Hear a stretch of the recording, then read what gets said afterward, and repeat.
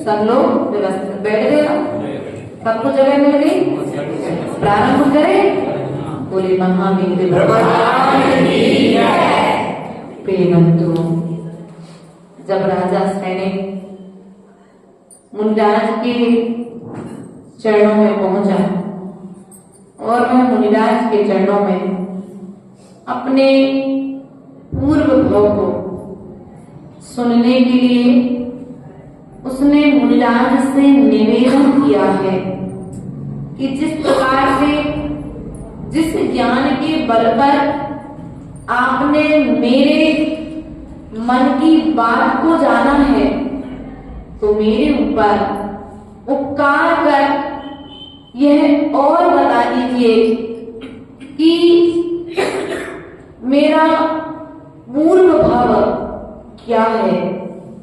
मुनिराज के श्रेणी कुमार की बात को सुनकर के मुनिराज ने यहाँ पर श्रेणी कुमार के लिए उसका पूर्व भाव बताया। भगवान ने कहा कि हे जी, इस लोक में 1,00,000 योजन प्रमाण दीपों और समुद्रों से शहर एक जम्बू द्वीप है और जम्बू द्वीप में एक भरत क्षेत्र है और भरत क्षेत्र अनेक नगरों से सुशोभित है और उस भरत क्षेत्र में एक सिर्फ सूर्यपुर नाम का नगर है। सूर्यपुर नाम के नगर का स्वामी राजा मित्र है और उस मित्र राजा की पटरानी का नाम श्रीमती है। वास्तविकता में राजा धर्मात्मा है और धर्मात्मा के साथ साथ वह नीतिवान प्रज्ञावान है। वह प्रजा के पालन में कुशल है। उसी राजा का एक मंत्री है और मंत्री का नाम उस मतिसागर नाम का एक मंत्री है और मंत्री की पत्नी का नाम रूपिणी नाम है। ऐसी उस रूपिणी का एक पुत्र जिसका नाम सुसैन है। सुसैन वारिशैन, वारी हटा करके सुसैन, वारिशैन आया कि पुत्र का नाम, ऐसी वारिशैन और ऐसे सुसैन। तो सुसैन है राज पुत्र के साथ में। जब सुमित्रा, राजा का पुत्र सुमित्र है, सुमित्र और सुसैन दोनों एक साथ बचपन से खेला करते थे, एक साथ रहते थे, एक साथ भोजन करते थे। अर्थात पिता मंत्री और राजा का पुत्र सुमित्र एक साथ में अध्ययन करने जाया करते थे। लेकिन राजा का पुत्र जो सुमित्र था वह बचपन से ही सुसैन के लिए कष्ट दिया करता था। उसे इस बात का अहंकार था कि मैं राजा का पुत्र हूं और राजा का पुत्र होने के कारण वह सुसैन को कभी विद्यालय में, गुरुकुल में मारता, कभी राजमहल में उसे अकेला पाकर के उसे मारता। अर्थात नाना तरह से उसे मौका देकर के कष्ट देता रहता था। लेकिन राजा जब तक था तब तक तो सुसैन ने सुमित्र के कष्टों को सहन किया। लेकिन एक दिन अनहोनी घटना घटी, देह का छूटने का समय आया, आयु कर्म शांत हुआ और राजा देह छोड़कर के परलोक को प्राप्त हो गया। उस राजगद्दी का अधिकारी राजा मित्र की जगह सुमित्र को राजा बना दिया गया। सुसैन को जैसे ही यह बात ज्ञात हुई कि अब राज का अधिकारी उसका बचपन का सखा राजपुत्र सुमित्र हो चुका है, तो उसने विचार किया कि देखो अभी तक तो यह राजकुमार था तो मुझे इतने कष्ट देता था, अब तो ये राजा बन गया है, पता नहीं मुझे अब कितने कष्ट देगा। उसके भय से उसने अपना घर छोड़ दिया, परिवार छोड़ दिया और सुसैन ने एक दिन दिगंबरी दीक्षा को धारण कर लिया। और दिगंबरी दीक्षा को धारण करने के पश्चात वह बहुत अच्छी साधना करता, तप करता, उपास करता और वह वर्षा योग भी करता। वृक्षों के नीचे बैठ करके, खड़े होकर के साधना करता, नदी के किनारे बैठ करके साधना करता, गर्मी के दिनों में चट्टानों पर बैठ करके साधना करता था। मानो उसका तप उसे उसी भाव में मोक्ष दिलाने वाला हो। उसकी वह क्रिया देख करके ऐसा प्रतीत होता था। लेकिन कर्म कौन देख करके आया है, किसके कब परिणाम परिवर्तित हो जाए और वे परिणाम उसे कब दुर्गति में लेकर के चले जाएं, इसका कोई भरोसा नहीं है। कुछ समय के पश्चात वह विहार करते करते उस सूर्यपुर नगर के वनों में विचरण हेतु वहां पर आया, और जैसे ही वहां पर आया वह अपनी मुद्रा बना करके आहार के लिए निकला, और जैसे ही वह सुषेण मुनिराज अपनी मुद्रा बना करके आहार को निकले तो मोहवश सुमित्र के लिए अपने बचपन के मित्र का मोह हो गया कि मेरा मित्र आ रहा है, आज मैं उसका बड़गाहन करूंगा। अब जैसे ही मुनिराज नगर में प्रवेश किए, बड़गाहन के लिए समस्त नगरवासी खड़े हुए, लेकिन उस दिन मुनिराज की विधि ना मिली। मुनिराज वापस नगर को चले गए।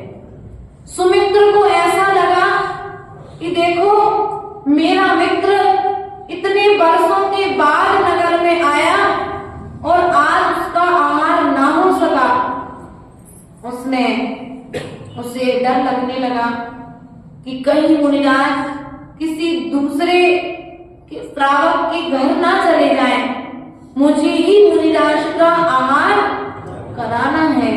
उसने नगर में डिंडोरी पिटी कि मुनिराज जब आहार के लिए नगर में पधारे तो मुनिराज का बड़गाहन राज मंदिर में ही किया जाएगा, अन्य कोई श्रावक मुनिराज का बड़गाहन। हम लोग भी ऐसे करते हैं। अरे नहीं, बड़ोदिया में तो बहुत अच्छा नहीं, परफेक्ट है, समझदार है। यहाँ के लोग तो कभी कोई गलती करते नहीं है। प्रिय बंधुओं, उसने डिंडोरी पिटवा दी तो नगर के किसी भी श्रावक ने मुनिराज का बड़गाहन नहीं किया। और जैसे ही मुनिराज नगर में पधारे और जैसे ही वह सुषेण मुनिराज को देख रहा था, बड़गाहन के लिए खड़ा था, लेकिन उस दिन राज मंदिर में कोई दुखियारा अपनी समस्या लेकर के राज दरबार में न्याय के हेतु पधारा।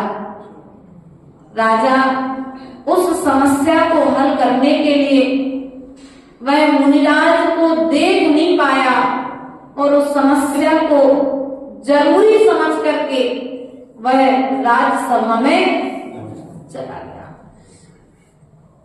वह चला तो गया, लेकिन इधर मुनिराज का बड़गाहन किसी ने नहीं किया। मुनिराज ने अपना भाग्य समझ करके, अपना कर्म समझ करके अपने समता भाव को धारण किया कि आज मेरा नहीं होगा भाग्य में, इसलिए बड़गाहन करने वाला कोई श्रावक भी नहीं मिला। और दो पक्ष का उपवास लेकर के, दो पक्ष समझते, कृष्ण पक्ष और शुक्ल पक्ष, ऐसे 30 दिन का उपवास लेकर के वे पुनः अपनी ध्यान साधना में लीन हो गए। समय व्यतीत होता गया। राजा सुमित्र यहाँ पर मुनिराज की रोज राह तकता, निहारता कि मुनिराज कब आए और मैं उनका बड़गाहन कर लूं। मुझसे बड़ी भारी भूल हो गई कि मैं आज मुनिराज का बड़गाहन, अब वह रोज रोज खड़ा होता। जब मुनिराज का 1 माह पूरा हुआ, 2 पक्ष पूर्णता को प्राप्त हुए, मुनिराज पुनः आहार लेने के लिए मुद्रा बनाकर नगर में पधारे। जैसे ही मुनिराज पुनः राजनगर में पधारे, वैसे ही राजा के साथ पुनः एक घटना और हो गई। घटना ऐसी हुई कि राजा के जाए बिना वो कार्य संपन्न नहीं हो सकता था। तब भी इतना सब कुछ होने के बाद में भी मुनिराज के मन में विकल्प। दूसरी घटना, राजा का जो हाथी था, वह हाथी अचानक से क्रोधित हो गया और क्रोधित होकर के वह प्रजा को नुकसान पहुंचा रहा था। उस हाथी को कंट्रोल में करने के लिए, बस में करने के लिए राजा को अपने सेना के साथ में वहां पर जाना पड़ा। और जैसे ही यहाँ पर मुनिराज राज मंदिर की ओर आए और राजा वहां पर उन्हें नहीं मिला, वे पुनः अपने समता भाव के साथ में, अपने अपूर्व विचारों के साथ में वे अपनी विशुद्धि को बनाए हुए उस नगर से पुनः वन की ओर वापस चले गए। जैसे ही वन में पहुंचे, उन्होंने पुनः 1 महीने का उपवास ले लिया। 1 महीने का उपवास पुनः ले लिया और पुनः ले लिए 2 पक्ष का उपवास, अर्थात कितने पक्ष हो गए? 4 पक्ष। ना पानी, ना दूध, ना जल लिया, कुछ भी नहीं लिया भैया। जंगल में रहे और 2 महीने 2 पक्ष जैसे उनके वो पूर्णता को प्राप्त हुए, वे पुनः नगर में आहार हेतु आए और राजा पुनः मुनिराज के आहार के लिए, पड़गाहन के लिए खड़ा हुआ। और जैसे ही वह पड़गाहन के लिए खड़ा हुआ, मुनिराज के आते ही नगर में, राज मंदिर में बड़े जोर शोर से आग लग गई। तीसरी घटना क्या हुई? पुनः राज मंदिर में आग लग गई। लोग घबरा गए और वह आग बुझाने के लिए सभी उस ओर जाने लगे। और जैसे ही मुनिराज आए, कोई मुनिराज को ना देख पाया और मुनिराज मुद्रा बनाए पुनः अपने स्थान पर वापस। अब ऐसे मुनिराज जब नगर से वापस जा रहे थे तो रास्ते में जाते ही आक्रोशवश कुछ माताएं, कुछ भैया लोग, श्रावक श्राविकाएं आपस में चर्चा करने लगे। देखो ये राजा सुमित्र कितना दुष्ट है, ना तो स्वयं मुनिराज का पड़गाहन करता है और ना ही दूसरे को मुनिराज का पड़गाहन। अभी तक तो सब कुछ ठीक चल रहा था, आहार नहीं मिला, कोई बात नहीं, लेकिन कर्म का बंध नहीं हो रहा था। अब कर्म का बंध, कर्म की निर्जरा चल रही थी। मुनिराज अपने आप को दोष दे रहे थे कि मेरे कर्म उदय है, इसलिए मुझे कोई पड़गा नहीं रहा है। ये राज मंदिर भी गए तो यही विचार किया मेरा कर्म उदय है, इसलिए राजा उस समय मुझे देख नहीं पाया। मुनिराज ने पर को दोष, लेकिन जैसे ही ये शब्द उनके कानों में पड़े और विकल्प के सागर उनके मन में डोर लेने लगे और जैसे ही विकल्पों ने उनके मन मस्तिष्क में स्थान पाया, वे विचार करने लगे, देखो ये सुमित्र कितना दुष्ट है। जब मैं राज्य में था तो मुझे राज्य में भी सुख से नहीं रहने दिया और आज मैं मुनि अवस्था को प्राप्त हूं तो भी मुझे लोगों को पड़गाहन नहीं करने देता। ये मेरा कैसा पाप कर्म का उदय है। ऐसा भाव करते ही वह जा रहा था कि कुछ ही समय के पश्चात मुनिराज की क्या हुई? मृत्यु हो गई, समाधि हो गई। लेकिन परिणामों के साथ में मुद्रा तो शुभ थी, परिणाम थोड़े कलुषित हुए थे, लेकिन फिर भी अंत समय में उन्होंने अपने परिणामों को समता भाव से किया होगा, उसके बल पर उन्हें देव आयु की प्राप्ति हुई, वे स्वर्ग चले गए। प्रिय बंधुओं, इसलिए ध्यान रखना, अपने जीवन में यदि चौका ना लगा सको कोई बात नहीं, लेकिन कभी किसी को मना नहीं करना। हम क्या करते हैं, एक जगह की घटना आई थी सामने में, हम लोग समाज में सब जगह जुड़ते ही हैं और आते जाते रहते हैं। एक जगह पर मुनिराज पधारे, जब कोई आरिका माता जी का संग आए तो लोग चौके कम लगते हैं, और मुनिराज का संग आए तो चौकों की कमी नहीं रहती है।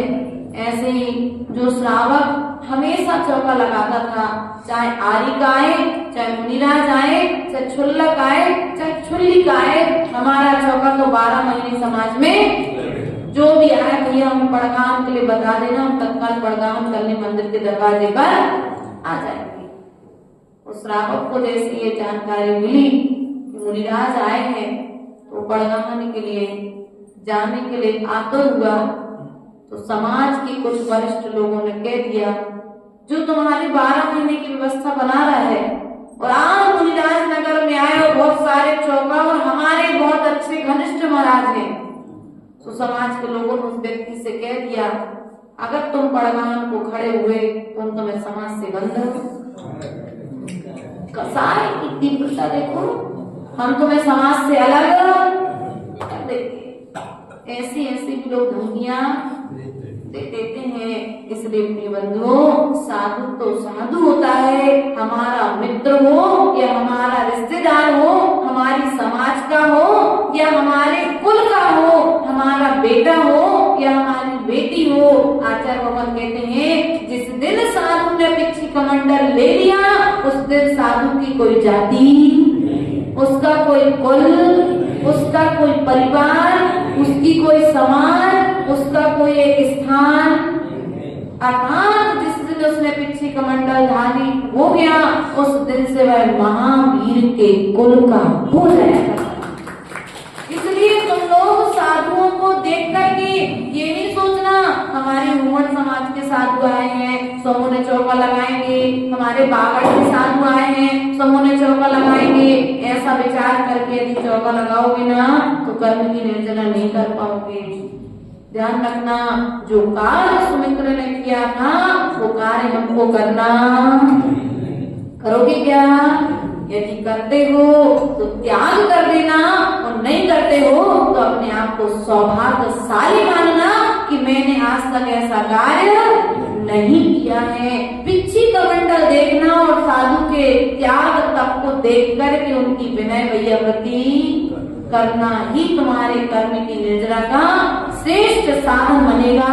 वह सुसेन मर करके जो मुनिराज था, मुनिराज सुसेन आयु कर्म को समाप्त करके देव हो गया। उसके पश्चात में जो राजा सुमित्र था, वह सुमित्र मरण करने के पश्चात कुछ समय पश्चात वह सुमित्र नाम का जो राजा का जीव था वह आकर के राजा श्रेणिक बना, और सुसेन नाम का जो जीव है वह रानी चेतना के गर्भ से, किसके गर्भ से? रानी चेतना के गर्भ से कुणिक नाम का पुत्र होगा। ऐसा मुनिराज से पराभव पूछने के पश्चात में राजा श्रेणिक बड़ा ही प्रसन्न हुआ, और प्रसन्न होने के पश्चात में वह जैन धर्म की प्रशंसा करने लगा। अर्थात ये मानो श्रेणिक के सिवा जैन धर्म को और कोई मानने वाला ही ना हो। सच्चा सम्यक दृष्टि अर्थात सम्यक का सही प्रचार प्रसार वह करने लगा। जब यह बात मिथ्या दृष्टि गुरुओं के कानों तक पहुंची तो उन्हें चिंता हो गई।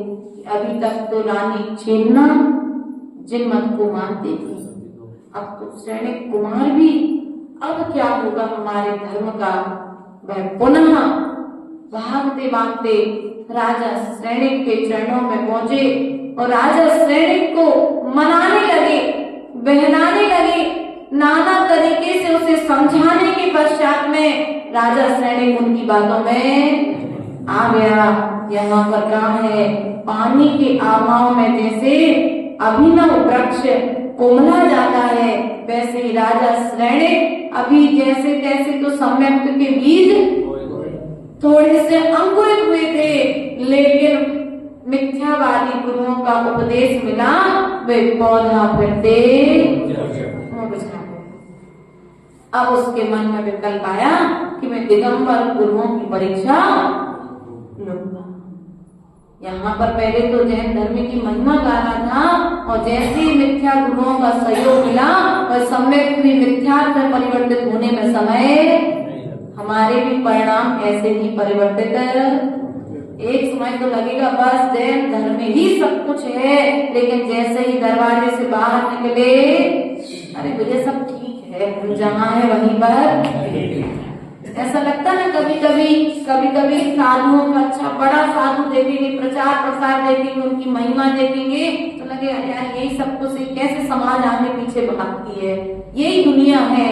लेकिन फिर जब घर आएंगे तो बच्चों को देखेंगे, परिवार को देखेंगे तो क्या लगता है, नहीं भैया जहाँ है वहीं पर सही है। यही है तुम लोग का शमशानी घाट वैराग। कौन सा वैराग है ये? इसको आचार्य गुरुदेव ने शमशानी घाट वैराग कहा है। जैसे शमशान घाट पर मुर्दे को जब जलाने जाते हो तो क्या सोचते हो, जहाँ देगे अपनी नहीं तहाँ ना बनाओ,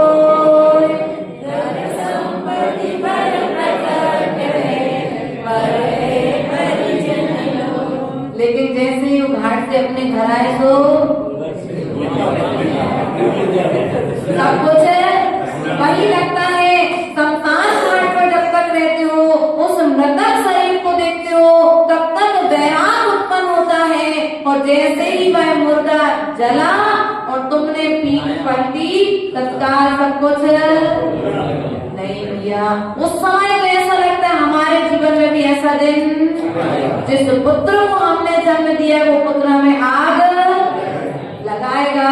इससे तो अच्छा है मोक्ष मार्ग में लग जाना चाहिए, लेकिन लगते नहीं हो, ये तो गलत बात है। ये बंधुओं, यहाँ पर हमें विचार करना चाहिए। यदि आचार्य गुरुदेव कहते हैं जो वैराग्य है वह बिजली की तरह है। किसकी तरह है? बिजली की तरह है। बिजली कितनी देर चमकती? चमकी और बस। इतने समय के लिए भी यदि किसी को वैराग आ रहा है तो दृढ़ता पूर्वक उसे यदि कोई संबोधन देने वाला मिल जाए तो वो वैराग स्थिर हो जाएगा, और यदि संबोधन देने वाला नहीं मिला तो क्या होगा, वह वैराग आएगा और तत्काल चला जाएगा। मान के चलो आप में से किसी को वैराग आ जाए, सानिध्य मिल गया महाराज जी का या माता जी को, उन्होंने कहा नहीं ये बहुत अच्छा विचार किया, तुम्हें आगे बढ़ना चाहिए, ये तो बहुत श्रेष्ठ कार्य है, तो तुम आगे बढ़ जाओगे। और परिवार वालों ने कह फालतू की बात मत सोचा करो। क्या कहते हैं आप लोग? शांति से घर में तुम भी रहो और हमको भी रहने दो। ये फालतू की बातें यही करते ना। और तो बचपन वालों से, बच्चों से प्रेम करो तो भी चल जाए, तुम तो बूढ़ों तक को नहीं छोड़ने देना। कम से कम जो वृद्ध माता पिता हो गए हैं और जो अभी भी चाहते कि मोक्ष मार्ग में बढ़ करके अपनी साधना करें, क्यों माता? ऐसा ही है ना, आपका बेटा आपको इस उम्र में छोड़ने तैयार। इसलिए ध्यान रखना, बेटे का तो बहाना है, भीतर का खुद का चारित्र मोहिनी कर्म का उदय चल रहा है। इसलिए चारित्र मोहिनी कर्म के बंध से यदि बचना है, आप सबको भविष्य में दीक्षा लेना है। वर्तमान में नहीं क्या, भविष्य की पूछ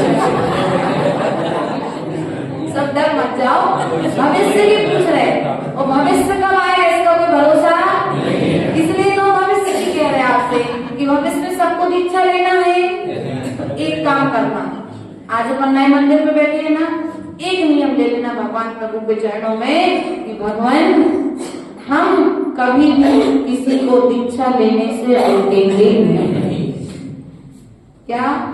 यदि तुम्हें भविष्य में दीक्षा लेना, वर्तमान में नहीं, भविष्य में भी यदि दीक्षा लेने का भाव है तो कभी किसी को मोक्ष मार्ग पर बढ़ने से रोकना नहीं, कभी किसी को व्रती बनने से रोकना नहीं, कभी किसी को नियम लेने से रोकना नहीं। पहले तो आप कहोगे माता जी मेरा बेटा बहुत दुष्ट है, बच्चा आकर के माता जी कहेगा माता जी मुझे रात्रि भोजन त्याग दे दो, फिर कहेंगे माता जी नहीं, अभी उम्र छोटी है।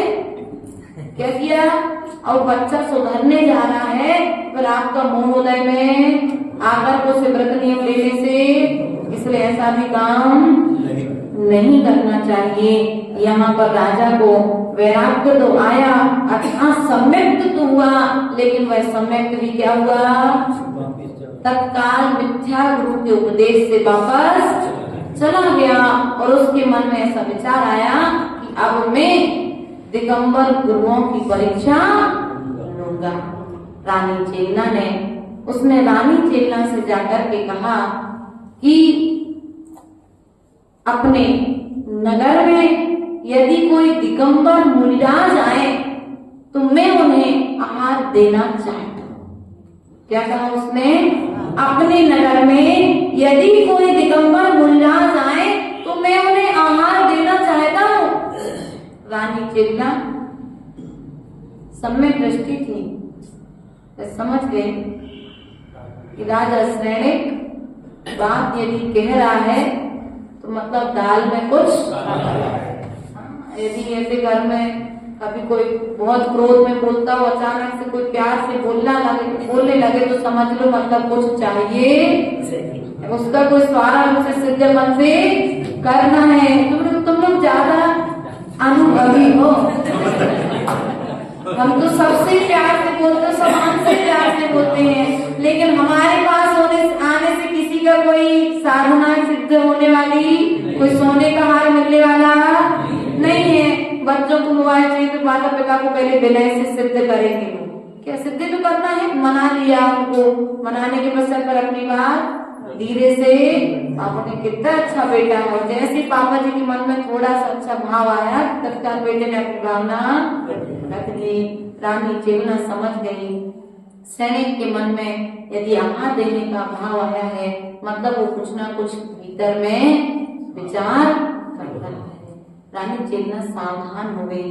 सैनिक कुमार ने यहाँ पर अपने राजगृह नगर में रसोई के भीतर में एक गड्ढा करवाया और उस गड्ढे में गुप्त रीति से हड्डी और जो चर्म आदि अपवित्र पदार्थ को मंगवा कर, देखो इतनी बुद्धि कहाँ तो सम्यक को प्राप्त हुआ था, तत्काल छायक सम्यक था ना, इसलिए तत्काल छूट गया।